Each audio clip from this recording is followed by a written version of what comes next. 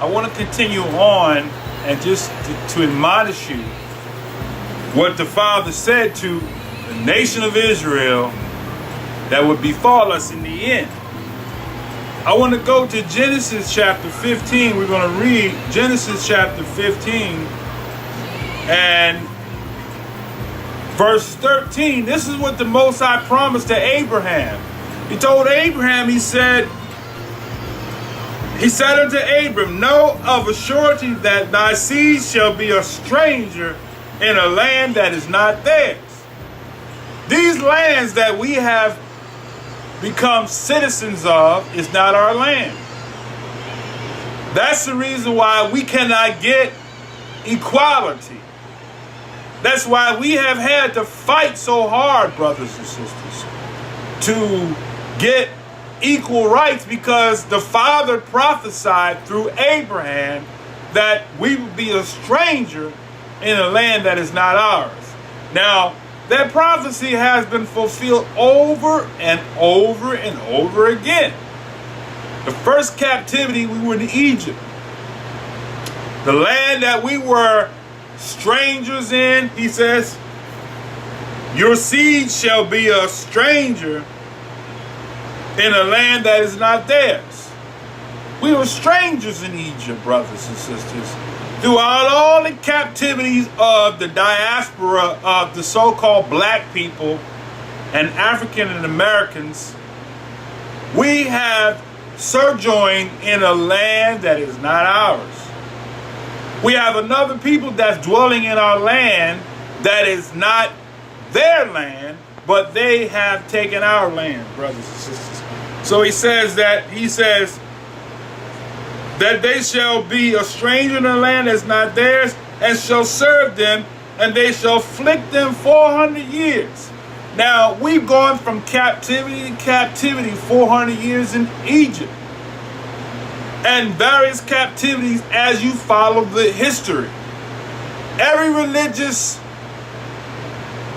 organization, religious order, we were in their captivity. Even to this very last captivity, we have been placed in these lands that is not ours, where we're strangers, we're foreigners. We have become the minority, right? Now, I want to take you to Deuteronomy chapter 30. I quoted it earlier. And here's what the Most High said in Deuteronomy chapter 30. He said, it shall come to pass, when all these things are come upon thee, the blessing and the curse. That explains why we have some Israelites that are operating in a blessing, a financial security, right? And he said the curse. We got some Israelites that are products of the curse, that are in poverty, that can hardly make their ends meet. He says, it shall come to pass when all these things are come upon thee, that the blessing and the curse which I have set before thee, and you shall call them to mind among the nations. So for me, when I begin to wonder and question and ponder in my mind, what have we done as black people to be hated by this captivity, America? He says, it shall come to mind when we remember what is it that we have done. Why are we being treated the way we have been treated? Why is it that we have to work 2 times to 3 times as hard to get what everybody else gets naturally? Because he said it right here. When you call them to mind in the nations where we are scattered. We've been scattered through the slave trade, the trans-Saharan slave trade, the transatlantic slave trade, from Babylon to Timbuktu. We've been scattered. He said, when these things happen, right, in these nations, he said, where Yah, your mighty one, your Elohim, have driven you. See, it is he who has driven us, because if we back to the 28th chapter, he tells the nation of Israel, if you break this covenant, I'm going to scatter you to the 4 corners. You shall be known as bywords and proverbs and astonishments. You're going to lose your identity and your language and your culture. You're going to become somebody else's property. You're going to get their name, their language, and their culture. There you see we have English. We have Spanish and French.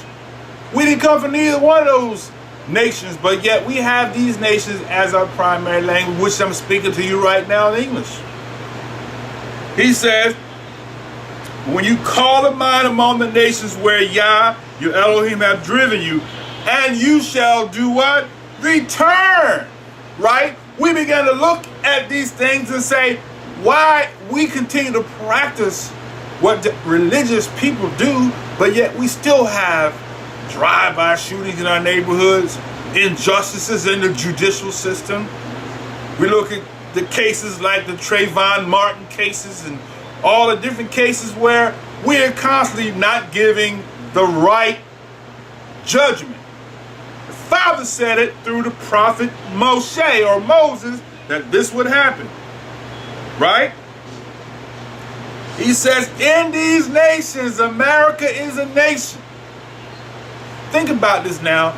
You look at me like I'm talking crazy. How is it possible that a nation would bring a people here in slave ships for 250 years and treat them as less than 3/5 of a man? But then yet we believe and feel like that we are their equal and that we have civil rights. But yet we still strive and fight, even with the black president, for equality and justice and rights. Just like Martin Luther King said, I have a dream. We still have a dream today. We still haven't come to that plateau where we're not judged by the color of our skin, which is deeper than that. It's really not the color of our skin. It's because you, black man, black woman, African American, you are an Israelite. And you have a covenant and a vow that your forefathers made with the creator of heaven and earth, whose name just happens to be Yah. As in hallelujah. All right. So he says,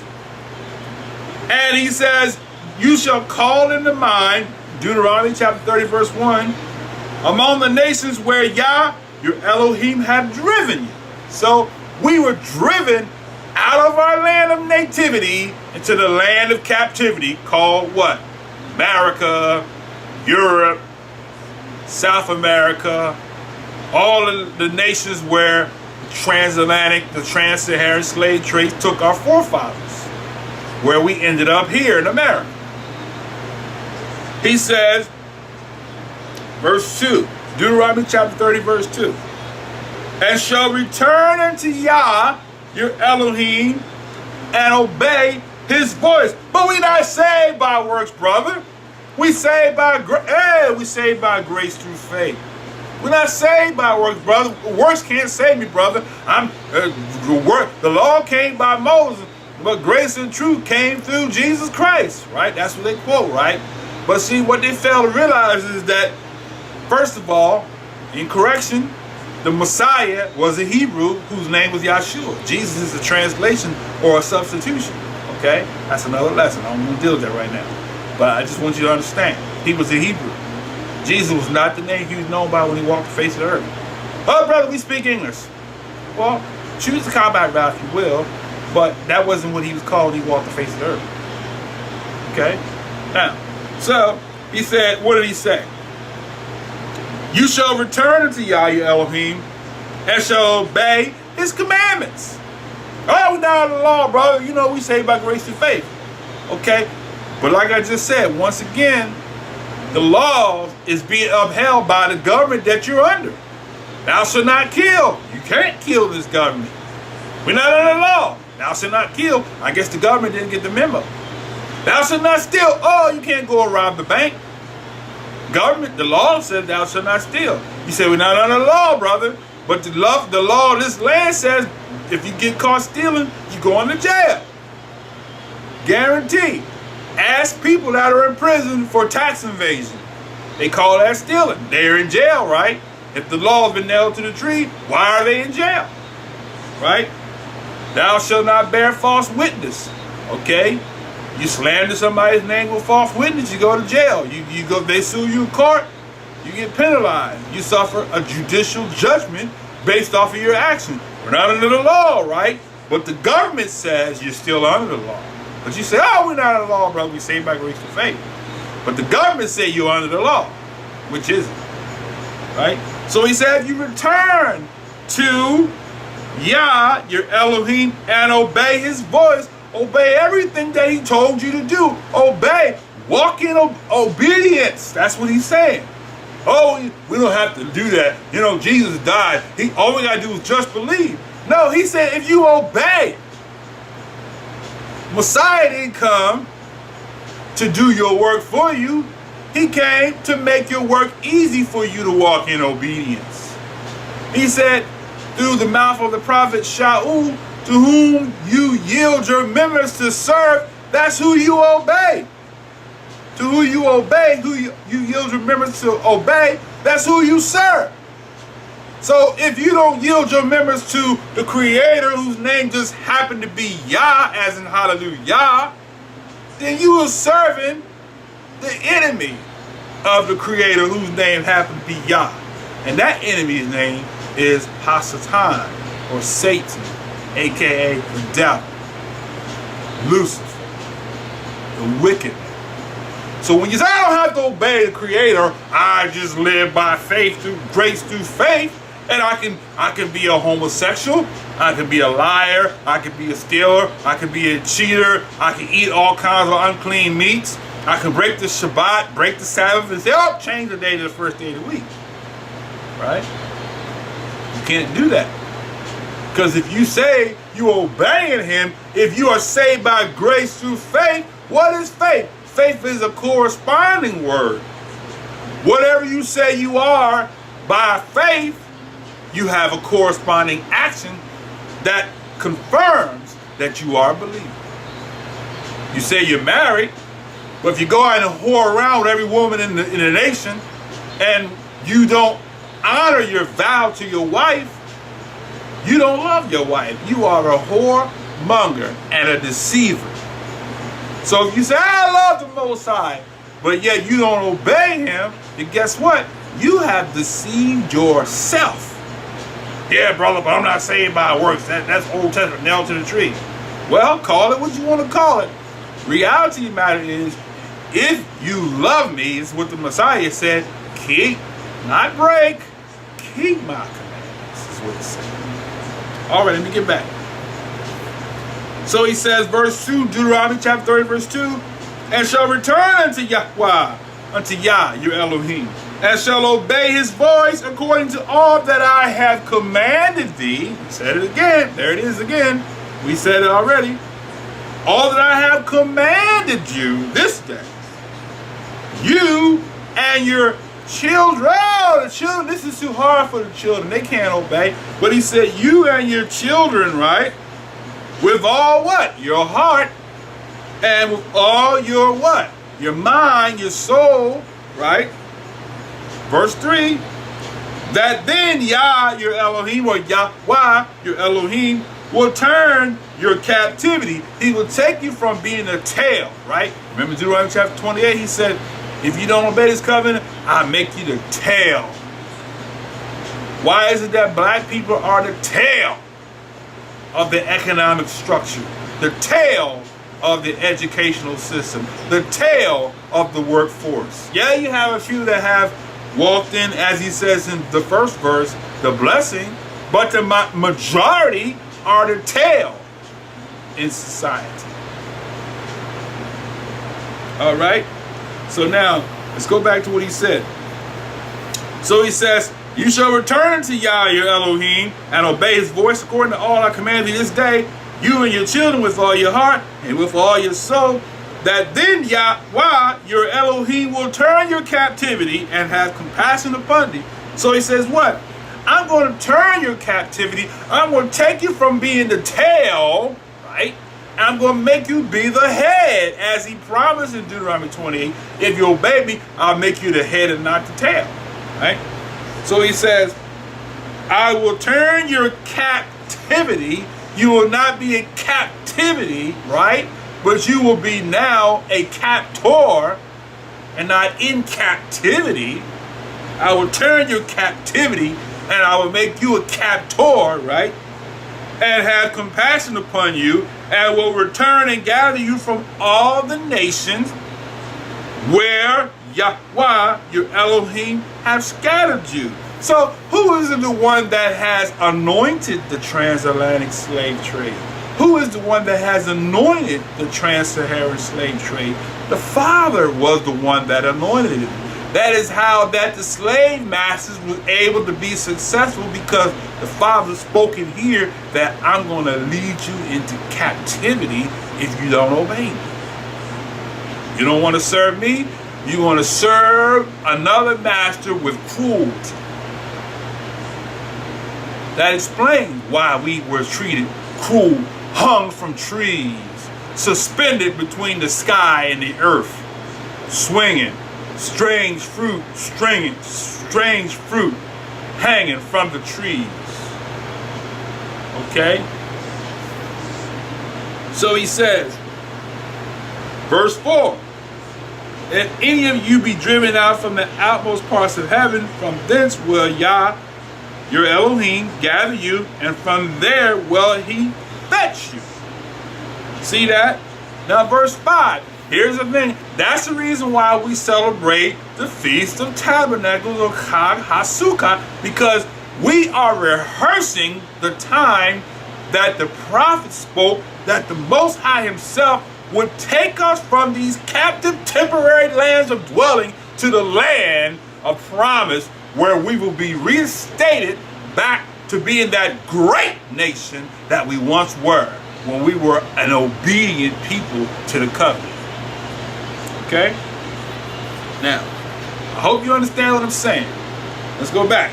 He says that then Yahweh will turn your captivity and have compassion on you. Okay, now verse 5.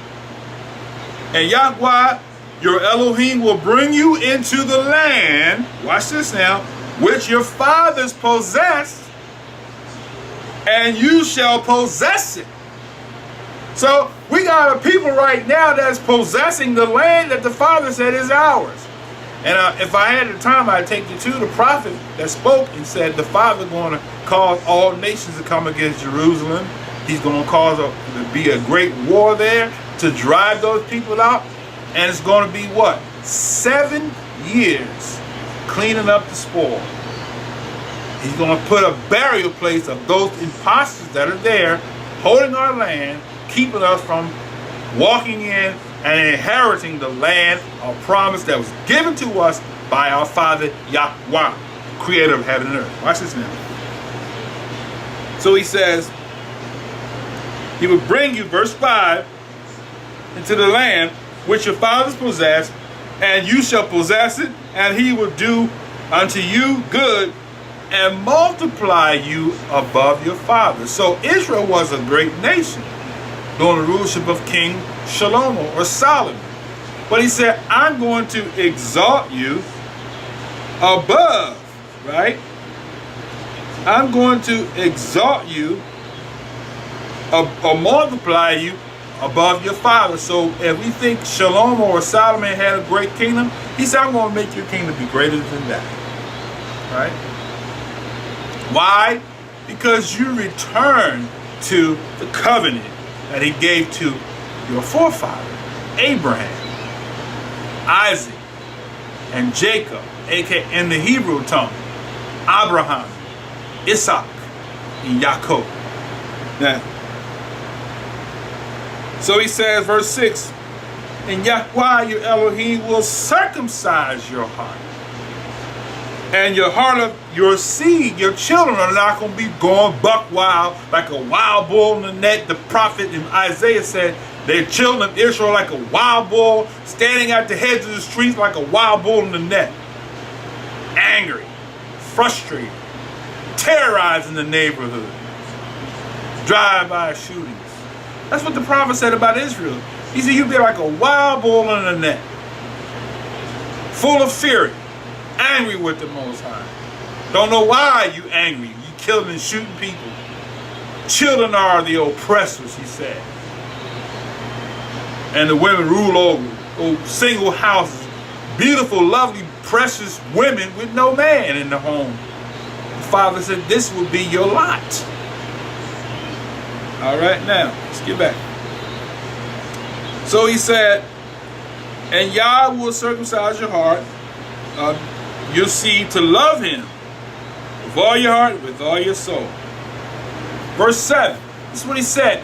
He says, and Yahweh, see, you say, people say, oh, we should just forget about slavery, forget about it, forget, brother, that's the past, right? The Most High ain't forgetting about it, because he's telling you right here what he's going to do to what those have done to his heritage. We're going to show you, right? So he says, verse 7, and Yahweh, your Elohim, will put these curses upon your enemies. So all those people that put you into captivity, that threw you in a slave ship, that put chains on your forefathers around their necks and shackles on their hands, shackles on their feet, and chain them, put them in prisons and spit on them and all of that. He said, I'm going to bring all of those curses that you did to them back to you. I'm going to bring all these curses, he said, upon your enemies and on them that hate you. Oh, you said, brother, why they hate me? Let's don't worry about it. Let them go. Let them hate. Let the haters have their hateration right now. This is their time. But the time has come where the Father said, those that hate you, because they know you Israel, you don't know you Israel because you're so caught up with your religion. Oh, I'm saying by grace and faith. But they know who you are when they hate you because of that. He said, but those that hate you, watch what he says here, right? He says, I will put these curses on them that hate you, which persecute you. They make you the tail, not the head. You put drugs in your neighborhood, right? They put all of these programs in your neighborhood to keep you impoverished with the poverty mentality, in willful disobedience to the Creator. Oh, we say by grace, not by the works. Old Testament was so cruel. Keep you in disobedience so they can continue to perpetuate the captivity. So he said, verse 8, and you shall return, he says, and obey the voice of Yahweh, and do all his commandments, which I command thee this day. Verse 9, he said, you're going to return. You're going to start looking at, oh, why am I keeping the first day of the week? The law says from creation, remember the seventh day. The seventh day is not the first day. Two different things. He said, you're going to return to the covenant. You're going to say, you know what? The Father told us that all these things is killing us. We shouldn't eat these things. The swine is unclean for. We're not going to eat those things, right? Oh, if it doesn't have fins and scales, oh, crabs, lobsters, shrimp, catfish, all these things that don't have scales and fins, the Father said they're not good for you. These things are killing you. They're putting all kinds of diseases in your body, feeding toxins into your body, causing you to have cancer, sugar diabetes, and all these things that we are not supposed to have, right? So he says, he will make you plenteous in every work of your hand, and in the fruit of your body, and in the fruit of your cattle, and in the fruit of your land, for good. For Yahweh will again rejoice over you for good, as he rejoiced over your fathers. Verse 10, he says, if you will hearken unto the voice of Yahweh your Elohim, to keep, not break, not say, oh, we're not under the law, brother. We say it by grace, brother. We can't. That law is cruel. It's nailed to the tree.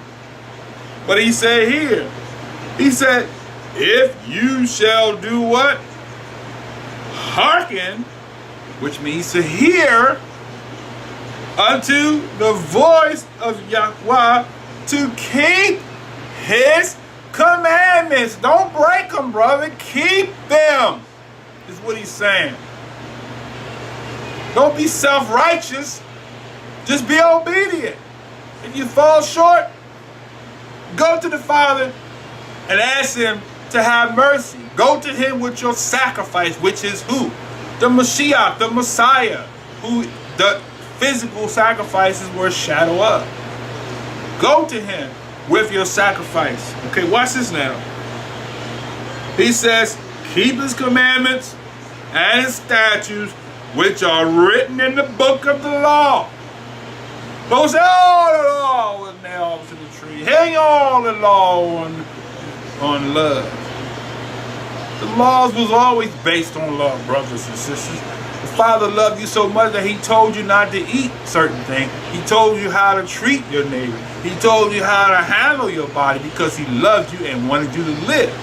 The law is called the perfect law of liberty, which gives you a liberty to live, not to die, right? All right, now, he says,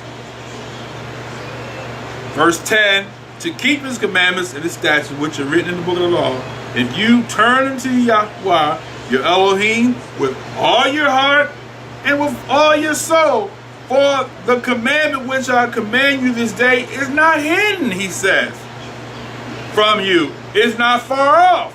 It's not in heaven that you should say, oh, we're going to go rapture up into heaven to get it. No, he said, who shall go up for us into heaven, bring it to us, that we may hear it and do it? He said, no, it's not even across the sea, that you shall say, who shall go over for us to bring it to us, but we may hear it and do it. But he said, the word is what?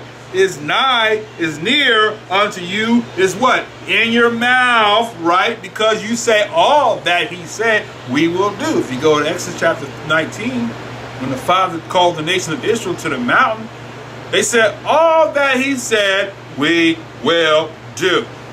All right? We're going to obey him, right? So he said it's in your mouth. So you make a vow to the Father, say, I make a willful decision to do what? To obey you, to do all that you have commanded us to do.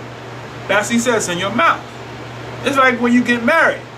You see that fine sister, or that strong, handsome brother, and you make a vow, you say, I vow to be the husband or the wife to this person. In your mouth, your vow of agreement is what he say. He said it's in your mouth. Right? Watch what he says. And in your heart or in your mind, that so you say it and you commit it to your mind that I'm going to walk in agreement with what I'm saying. My mouth is going to confirm what my foot, my feet, my walk is going to confirm what my mouth agrees to. Once again, as I said, I'm going to beat this horse till it's dead. If you say you love your wife and you're a whoremonger, you all over the world, with every woman that you can find, do you really love her? And vice versa. If you're a woman and you are a whore and you're all over the land, all over the world with every Tom, Dick, and Harry, do you really love that man? Faith without works is what? Dead. Right? Now, he says, the word is in your mouth and it's in your heart that you may what? Do it. Not, oh, I just believe, brother. Hey, thank you. Oh, I just believe. Oh, I believe, brother. Ooh. He said, but the word is in your heart that you might do it. Well, I'm not saved by grace. I'm not saved by works. I'm saved by grace through faith. Faith without works is dead. Now, let's go to Joel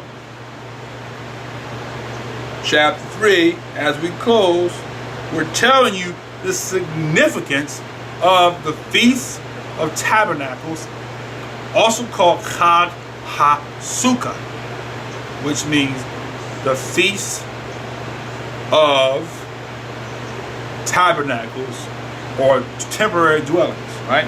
Now, Joel chapter 3, verse 1.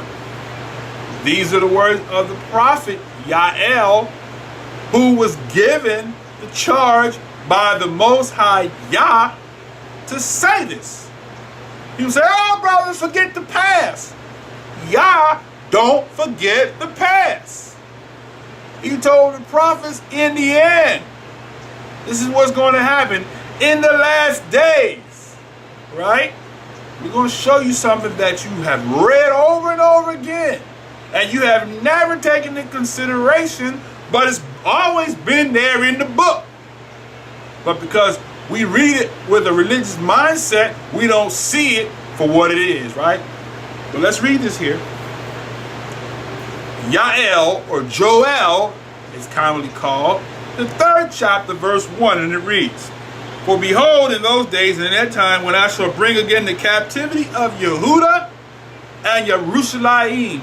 So he says, in those days, he says he's going to bring the captivity of Yehuda and Jerusalem. So he didn't forget. Oh, when people say, oh, let's just forget about Israel. Oh, it's a new Israel now. It's a spiritual Israel, right?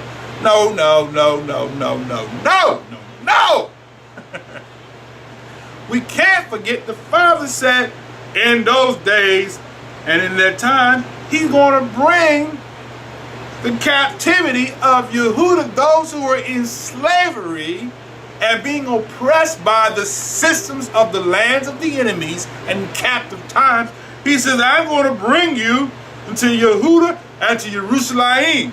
And he says, I'm going to gather all of the nations, every united nation, the United Nations, I'm going to bring them down, watch what he says here, unto the valley of Jehoshaphat, which in the Hebrew tongue means Yah will judge.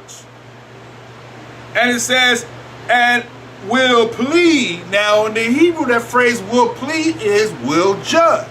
That's why it's called the valley of Yah Ha Shaphat. Shaphat means to judge. Yah Ha the Shaphat, judge. Yah the judge. Says he will judge them there for what? My people and for my heritage Israel. Watch what he said. He gonna tell you, just in case you don't know who Israel is and you have accepted Israel to be some other people. But the prophet said this is how you will tell who the true Israelite is. Look at what he says. He says, I will judge them for my heritage Israel, whom they have scattered among the nations. Right? He didn't say, I will judge you for people who got a visa to leave the country where they are to go to other countries. But he said, I'm going to judge you for people who were scattered. Right? Who, as it says in Deuteronomy, who were taken in ships. Deuteronomy 28:68. Taken in ships. Not get a doggone visa and decide that I'm going to escape war, so we're going to just flee from war and go to other countries. He said, the people whom you have scattered among the nations and parted my land. You have divided the land of Israel and called it the Middle East. You departed the land, you divided it, and called it the Middle East. That's not what the Father called that land. He called that land Israel. All of that land that have been divided is Israel, but you call it the Middle East. Divided it politically into sections. The Father said, this is the land I've given to my children. Okay, now let's continue. So he said, and he's going to be graphic and detailed, so even a baby can read this and understand that these people who he's talking about have to fit this description to the T. So what did he say? He said, they have cast lots for my people, who in the earth have had lots cast for them. But the so-called African Negroes, blacks in America, they have cast lots for the people, he says here, and have given a boy for a harlot. Historically, they would sell the so-called slave for a prostitute. He says, and they have sold a girl for a bottle of wine that they might drink. This is what they've done. They sold these people, right, for a bottle of wine that they might drink. They've sold the girl, aka the slave girl, for wine. Exchange. It's called imports and exports, right? They said, okay, I'll give you a bottle of wine for that girl over there. What a cheap price for a precious life. A bottle of doggone wine for a precious life that don't even belong to them. This is what they did. Father said, I'm going to judge you for that. Right now, let's continue. He says, verse 4, what have you to do with me, O Tyre and Zidon? That's another lesson. I don't have time to deal with that. But the slave trade was possible through ships of Chittim, through Greek and Phoenician and Spanish ships. And all the coasts of Palestine. Will you render me recompense? And if you recompense me swiftly and speedily, will I return recompense upon your own head?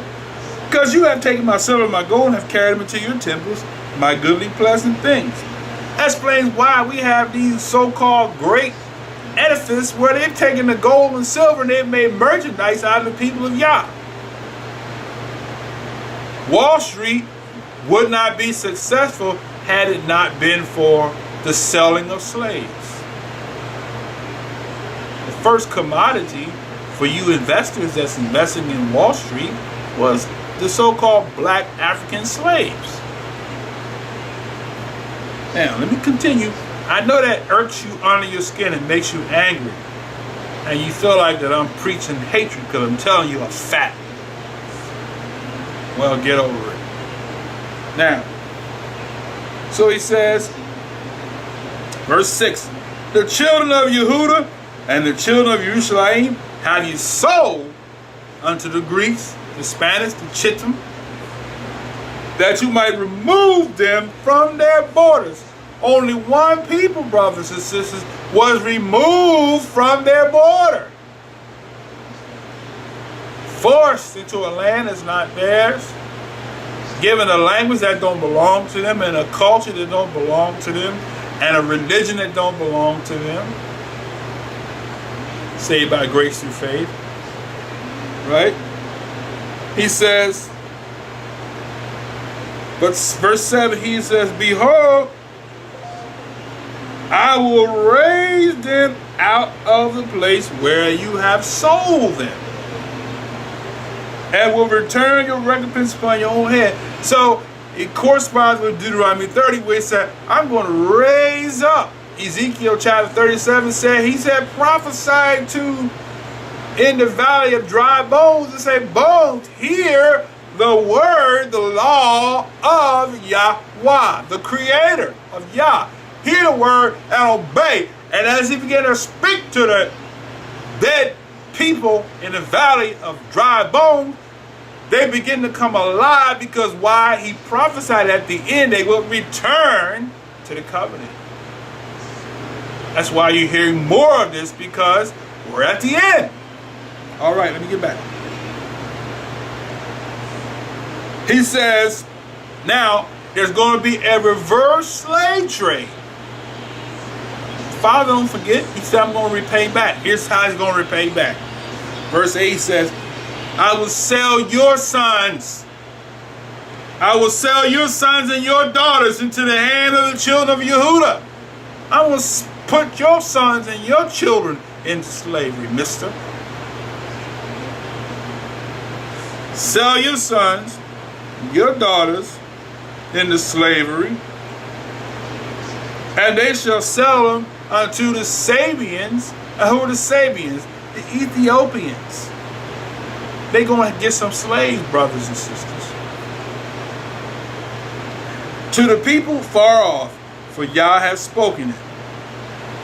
Now, I'm going to go to Matthew chapter 24. We're going to read this and we're going to close, right? So let's go to Matthew's, or Matif Yahu in Hebrew. Chapter 24. All right. Let's go down to about verse 23, I think it is. Verse 29. This has always been in the book. You say, brother, what kind of Bible you reading from? The same one you reading from. Same one. Not a different one, the same one. You can read it, you ain't gonna read nothing different. The only difference you're gonna read is if I use the name of the Messiah and the Father, I'm gonna read it from what he was known as when he spoke the word to Israel and to the world.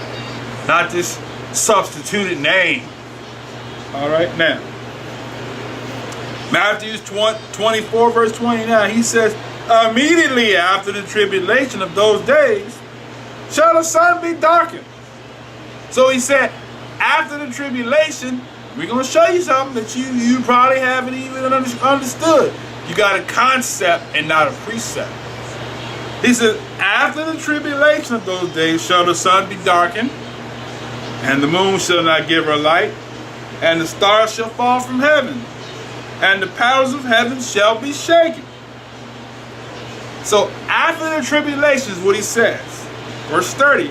And then shall appear the sign of the Son of Man in heaven, and then shall all the tribes, then shall appear the sign of the Son of Man in heaven, and then shall all the tribes of the earth mourn, and they shall see the Son of Man coming in the clouds, right, of heaven with power and great glory. So this is the next time you see the Messiah, after the tribulation, not before. People say, oh, brother, we're going to be raptured. We're not going to be seeing tribulation, right?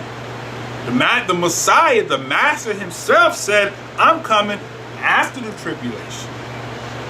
You're going to see me in the clouds. He says, and he shall send his Malachim, or his angels, with the great sound of the trumpet, which we just blew. The great sound of the trumpet.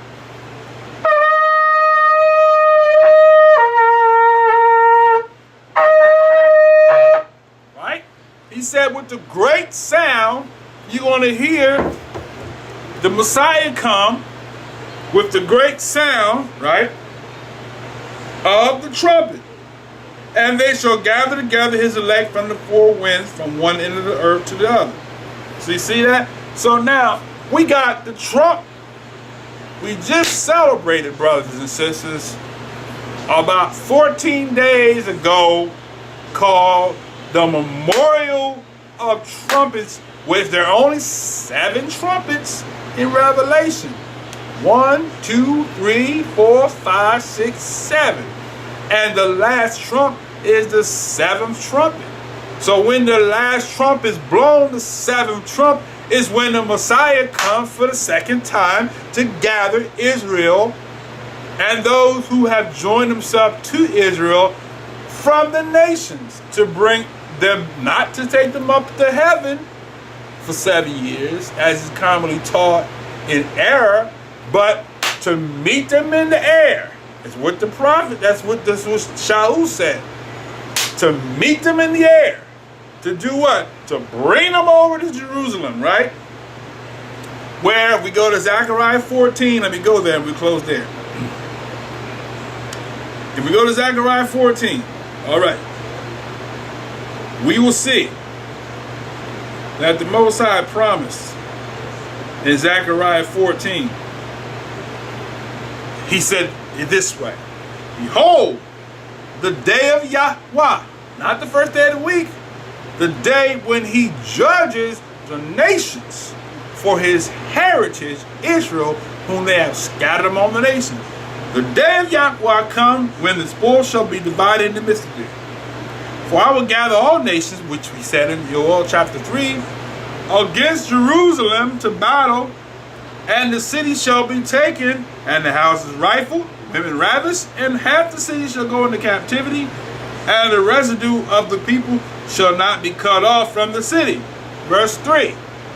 We're in Zechariah chapter 14, verse 3. Then shall Yahweh go forth and fight against those nations as when he fought in the day of battle. Right? His feet shall stand in that day upon the Mount of Olives, which is in Jerusalem. I was there. I went right in Jerusalem. Mount of Olives is right dab smack in the middle of Jerusalem on the mountaintop. So the Messiah said he's going to put his feet on the Mount of Olives, which is before Jerusalem, on the east. And the Mount of Olives shall cleave in the midst thereof towards the east and towards the west. And there shall be a great valley. Right? There shall be a great valley. And half the mountain shall remove towards the north and half towards the south. So it's going to be a great split in the mountain. Right? When he put his feet on the Mount of Olives, it's going to be a great split. Watch what he says here. And you shall flee to the valley of the mountains, for the valley of the mountains shall reach unto Azal. Yes, you shall flee like as you fled from before the earthquake in the days of Uzziah, king of Yehudah. And Yahweh, my Elohim, shall come, and all the saints with him. When? After the seventh trumpet, the last trump. The trumpet shall sound. After the last trump, the dead in the Messiah shall rise, and we which are alive and remain shall be what? Caught up with them in the cloud, not into the third heavens, but into the cloud, where he brings us back to Jerusalem, where he is, where he's going to overthrow the governments of the world. Revelation says it like this, at that seventh trumpet, right? Let's read it. Okay. Let's go to Revelation.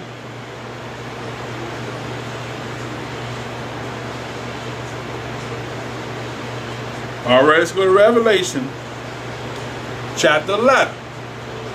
All right. Now, verse 15.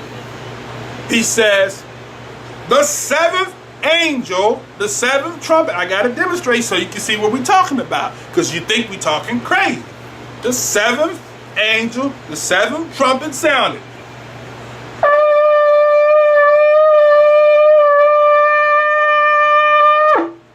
The seventh trumpet, which is the last trumpet, the seventh trumpet sounded, right? And when this last trumpet sounded, watch what he says here. The seventh Malachim, or angel, sounded, and there were great voices in heaven, in the heavens, in the cloud, right? He said, I'm going to meet you in the cloud, meet you in the air. And the voices said, the kingdoms of this world are become the kingdoms of the Master, Yahshua, or Yahweh rather, and of his anointed, the Mashiach, the Messiah, and he shall reign forever and ever. So when that last trump, right, the last trumpet sound, let's bring it together, right? All right. Now, Shaul said it this way. He says, 1 Corinthians chapter 15, verse 52. He said, in a moment, in a twinkling of an eye, at the last 1, 2, 3, 4, 5, 6, 7. The last trumpet, called the seventh trumpet. The seven trumpets in Revelation. 7 is the last one. There's no more coming after that one. There's no secret trumpet. There's no hidden trumpet. There's 7 trumpets that are sounded. He says, at the last trump, for the trumpet shall sound, and the dead in the Messiah shall be raised incorruptible, and we shall be changed. So when you hear that last trumpet sounds, brothers and sisters, the 7th trumpet in Revelation signifies the resurrection of the dead in the Messiah, and those of us who are alive and remain, who shall be changed, right? Now, let me show you something else Shaul said, tying them all together, right? Now, okay, we gave you Corinthians, right? All right, we're going to go to 1 Thessalonians now. All right. Chapter 4, verse 16. It says, "For the Master himself shall descend from heaven with the shout, with the voice of the archangel, and with the trump of Elohim." I'm going to blow that trumpet again.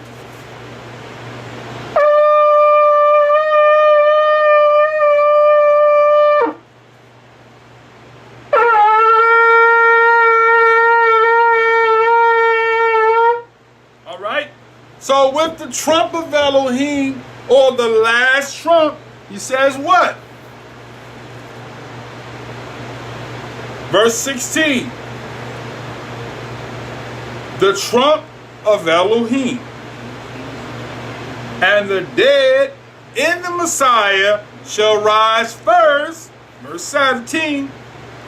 Then we which are alive and remain shall be caught up together with them in the cloud, to meet the Master Yahweh, Yahshua, in the air. And so shall we be with him. Where are we with him? In the air. Not in the third heavens or seventh heaven, or however you look at it. If you read out of Pseudepigrapha, seventh heaven. If you read out of the King James, the third heavens. Okay? Now, we understand that that's talking about the last trump. Now, I'm going to take you here, right? Because I got to give it to you.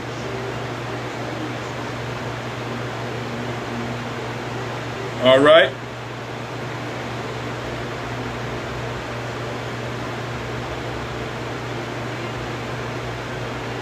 Okay, Zechariah, we go back to Zechariah, Zechariah chapter 9. Here's what it says.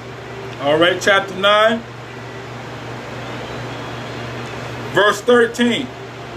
Zechariah chapter 9, verse 13.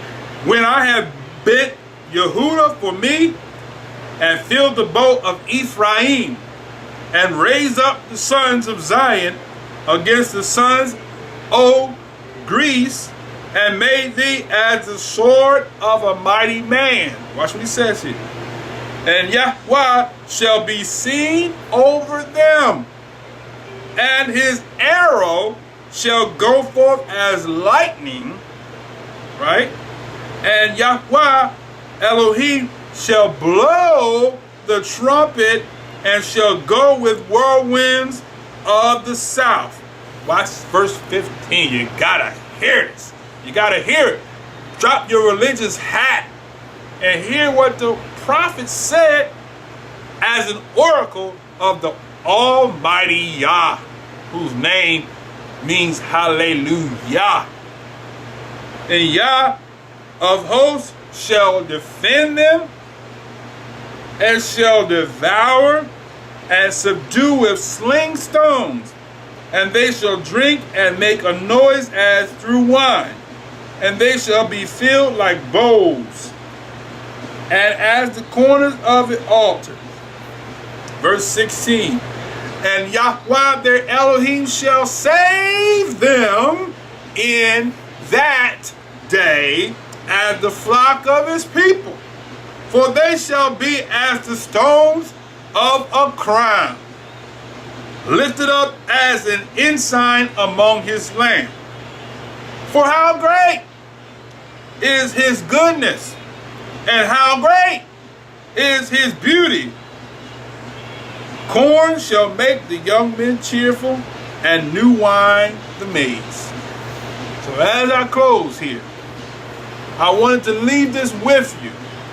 The feast, Chag Ha Sukkah of Tabernacles, is a rehearsal to remind us that yes, we are dwelling temporarily in temporary housing, but the Father himself promised that he would gather us through the Messiah, who told us in Luke that we will be taken captive into all nations, and that Jerusalem will be trodden down by the Gentiles, non-Israelites, until their time is finished.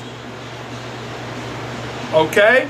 So, after we have accepted punishment, turn to the covenant, stop fighting and bickering over dodo-brainiatic, idiotic, idiocentric things, and return to the covenant.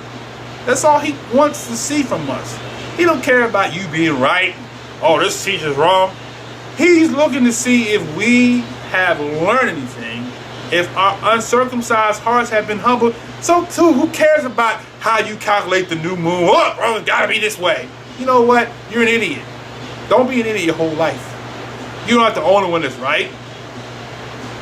Father is looking at Israel to see when we're going to walk in obedience to him, to show that we're not avenging our brothers and we're not demonizing everybody that don't agree with our doctrine, but we're telling everybody, we're pointing to the scriptures and showing Israel and the other nations that the Father requires us to obey him. Yes, we are in captive lands and we're not going to have some things 100% foul-proof, but the Father is looking at the fact that we are returning to the covenant. So let's let him do his business and let us return to the covenant and do what he said. And then he promised that he would do what? Gather from all the lands where he has scattered us, and he would exalt us above our fathers. Having said that, I'm going to end right there. And I pray that the blessings of the Most High Yah be with you and your family during this feast of Chag Ha Sukkah. Until next time, shalom, shalom, shalom. Chag Sameach. Hallelujah.